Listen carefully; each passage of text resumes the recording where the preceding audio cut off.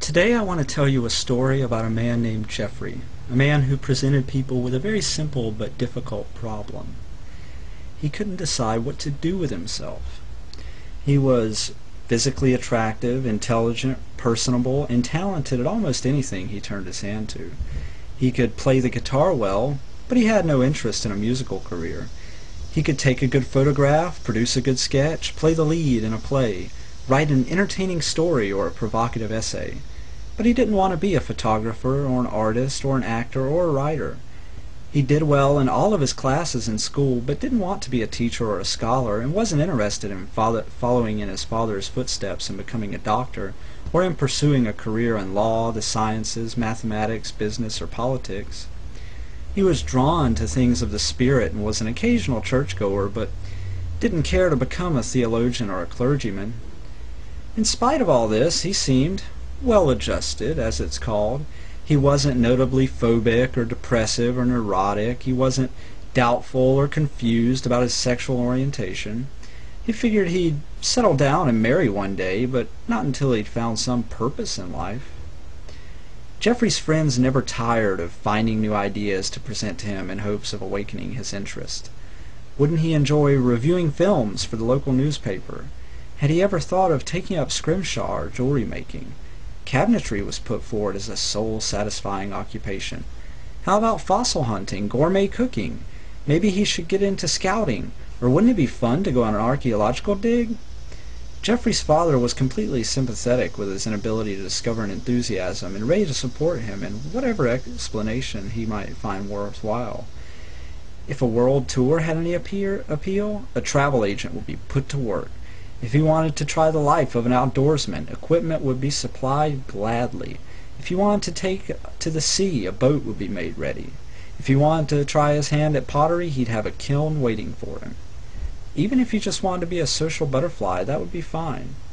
But he shrugged it all off politely, embarrassed to be putting everyone to so much trouble. I don't want to give you the impression he was lazy or spoiled. He was always at the top of his class in school and always held a job, lived in ordinary student housing, didn't even own a car. He just looked at the world that was on offer to him and couldn't see a single thing in it worth having. His friends kept saying to him, "Look, you can't go on this way. You've got too much going for you. You've just got to get some ambition.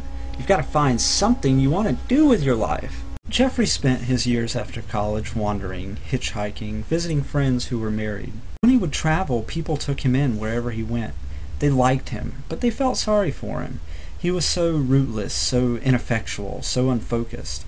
But they didn't give up on him.